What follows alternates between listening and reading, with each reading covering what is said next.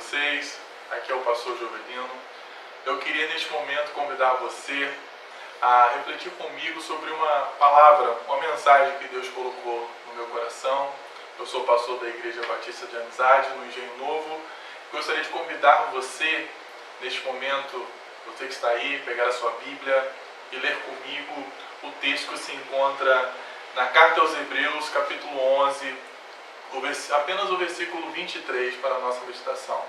Vivemos hoje, irmãos, em momentos difíceis, que nós estamos vivendo por causa da crise do Covid-19, uma crise não somente nacional, mas mundial também. Creio que você também deve estar preocupado, mas eu queria trazer hoje uma palavra de ânimo ao seu coração, à sua vida, para que você consiga identificar Deus nesse momento de crise. Amém? Você que pode abrir a sua Bíblia, gostaria que você lesse comigo. Diz assim o texto para nós: Foi pela fé que os pais de Moisés, quando ele nasceu, o esconderam durante 3 meses. Eles viram que o menino era bonito e não tiveram medo de desobedecer a ordem do rei. Amém? Você já deve ter ouvido falar desse texto, já deve ter ouvido falar da história de Moisés, mas eu gostaria de chamar a sua atenção neste momento para a vida dos pais de Moisés. Se você voltar lá no livro de Êxodo, capítulo 2, você vai ver a história do nascimento de Moisés. E quando Moisés nasce, há um decreto do faraó para que todas as crianças hebreias sejam mortas. E Moisés estava nesse perigo. Seus pais esconderam.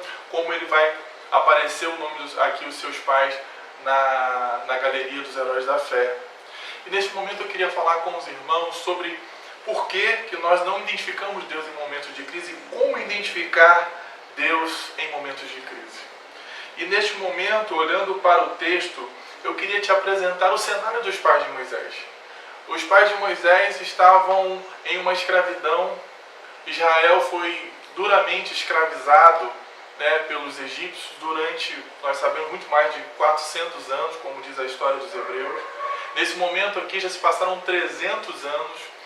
José já tinha morrido, já fazia mais de 300 anos. E nós podemos ver um cenário de crise total.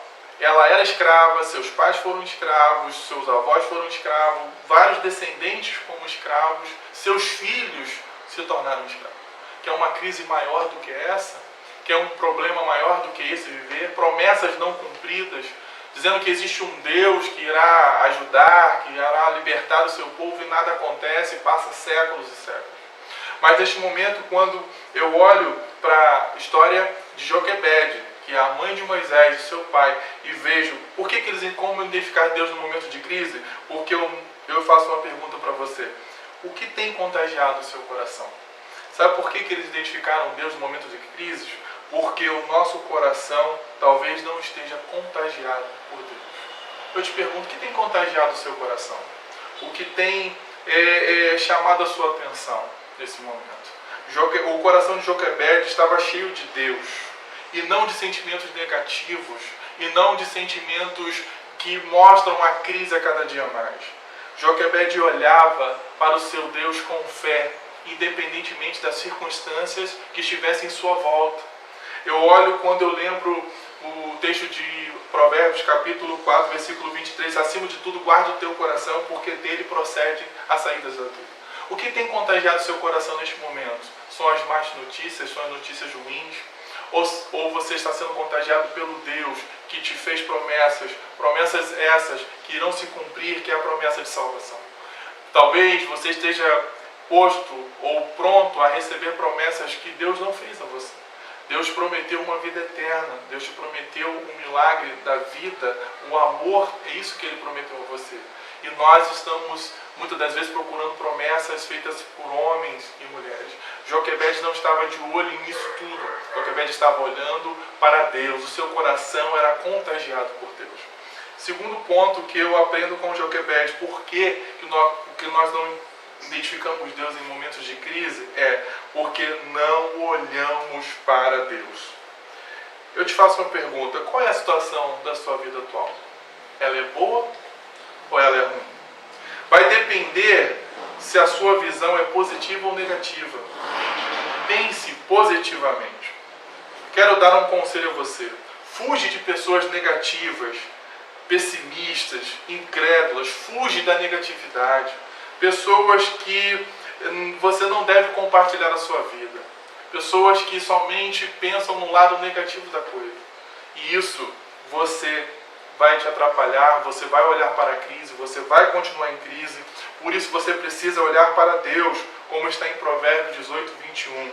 A língua tem o poder sobre a vida e sobre a morte. Os que gostam de usá-la comerão do seu fruto. Use a sua boca para proferir palavras de bênção, para abençoar as pessoas, não para amaldiçoar as pessoas. Cada um escreve a sua história. Se o outro não deu certo, para você pode dar certo sim. Então olhe para Deus. Deus precisa ser o alvo da sua vida, e não o seu problema, e não as suas crises. Terceiro ponto que eu olho, por que talvez nós não identificamos Deus em momentos de crise? Porque você não tem colocado seus pensamentos em Deus. Em que você tem colocado os seus pensamentos? Eu te pergunto, a crise, ela está em volta de você ou a crise está em você? Eu conheço pessoas atualmente que ganham um bom salário, mais de 10 mil reais, e vivem em crise. E eu conheço pessoas que vivem com um salário mínimo e não estão em crise. Porque muitas das vezes a crise é nós que criamos. E eu quero dizer que hoje você precisa colocar o seu pensamento em Deus. Elevar os seus pensamentos ao céu.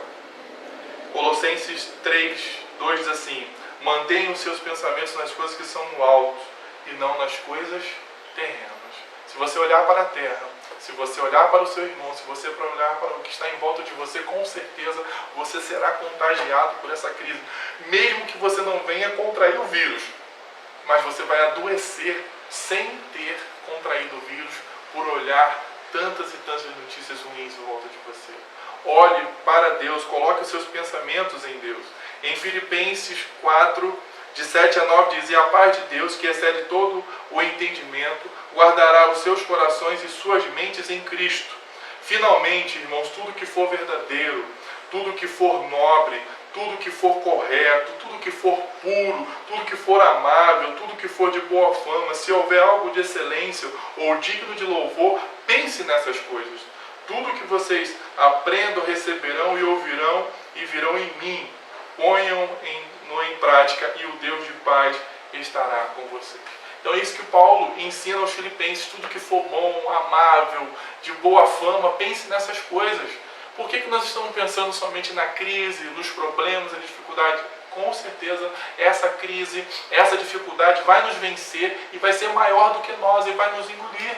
Mas quando nós colocamos o nosso pensamento em Deus, tudo vai passar.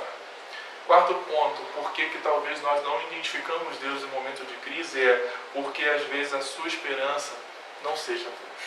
Eu te pergunto, onde você tem colocado a sua esperança? Em você, no seu trabalho, na sua igreja, no seu pastor, nos seus pertences, no governo? Não. A nossa esperança precisa estar em Deus.